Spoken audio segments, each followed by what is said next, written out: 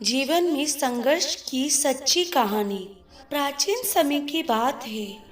एक शहर में एक व्यक्ति रहता था जिसका नाम चंदन था। वह अपनी पत्नी और दो लड़कियों के साथ रहता था और वह किसी छोटे मोटे प्लांट में काम किया करता था। चंदन और उसकी पत्नी खुशी खुशी अपना जीवन व्यतीत कर रहे थे। समय का चक्र बीत रहा था और उनके लड़का लड़की बड़े होते जा रहे थे। जब उसकी बड़ी बेटी कक्षा 5 में पढ़ रही थी, तभी एक दिन स्कूल की छुट्टी के समय जब वह लड़की सीढ़ियों से नीचे उतर रही थी, तभी पीछे से किसी लड़की से धक्का लगने पर वह सीढ़ियों से नीचे गिर गई, जिसके कारण उसके पैर में चोट आ गई। जब लड़की घर लंगड़ाती हुई आई तो उसके पिता ने पूछा, क्या हुआ? तभी लड़की ने उन्हें पूरी बात बताई। पिता ने सोचा छोटी मोटी चोट है, यह सोचकर उसने अपनी बेटी से कहा, इसे गर्म पानी से सेक लो, ठीक हो जाएगा। कुछ दिन बीतने के बाद लड़की का पैर फूलने लगा और उसे चलने में दिक्कत होने लगी। तभी उसके पिता ने कुछ लोगों की बातें सुनकर किसी एक ओझा को ले आए, जबकि उसे कुछ नहीं आता था और वह पैर ठीक नहीं कर पाया। कुछ समय बीतने के बाद जब उसकी लड़की की हालत और ज़्यादा खराब होती जा रही थी, एक दिन जब उसके पिता अकेले कहीं बैठे हुए थे तो वह मन ही मन सोच रहे थे कि क्या करें। तभी सोचते सोचते उनके दिमाग में आया, क्यों ना डॉक्टर से दिखाया जाए। तभी दूसरे दिन वह अपनी लड़की को लेकर वहीं पास के अस्पताल में जाते हैं। डॉक्टर जब लड़की को देखते हैं तो लड़की के पिता से कहते हैं कि जल्दी ही इसका ऑपरेशन करना होगा। इस लड़की के पैर में एक बहुत बड़ा घाव हो चुका है, जिसके कारण लड़की का पैर भी काटना पड़ सकता है। पिता डॉक्टर से पूछता है कि ऑपरेशन में कितने पैसे लगेंगे। तभी डॉक्टर कहते हैं 40,000 रुपये लगेंगे।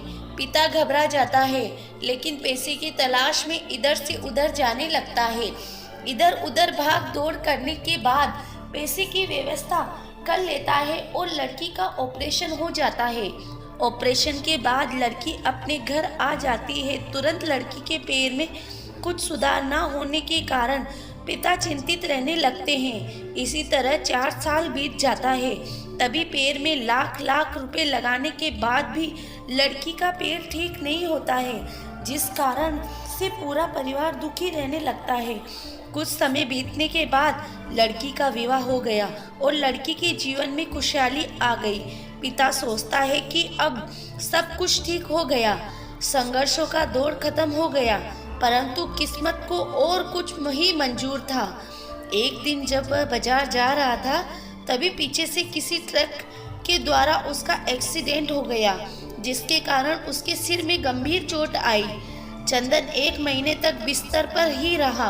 1 महीने के बाद ठीक होने पर वह सोचा कि अब सब कुछ ठीक हो जाएगा। तभी उसकी पत्नी का स्वास्थ्य खराब होने लगा और वह बीमार पड़ गई। वहाँ छोटे डॉक्टरों को दिखाने के बाद तबीयत और बिगड़ गई, जिसके कारण उन्हें वाराणसी के BHU अस्पताल में ले जाना पड़ा। वहाँ जाकर पता चला कि उसकी पत्नी के पेट में गंभीर बीमारी हो गई है, परंतु चंदन को यह विश्वास था कि उसकी पत्नी ठीक हो जाएगी और चंदन के इसी विश्वास के साथ अपनी पत्नी को हमेशा वाराणसी से अस्पताल में ले जाने लगा। कुछ समय बीतने के बाद पत्नी की तबीयत में सुधार आने लगी। चंदन सोचा कि अब सब कुछ ठीक हो जाएगा।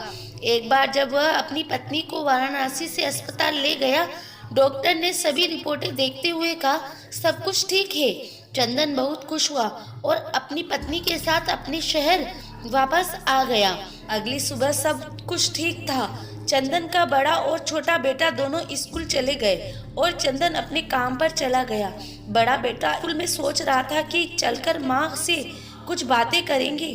तभी 11 बजे उसका मित्र आता है और कहता है कि चलो, तुम्हारी माँ की तबीयत खराब हो गई है। बड़ा बेटा दौड़ता हुआ अपने घर की तरफ आता है।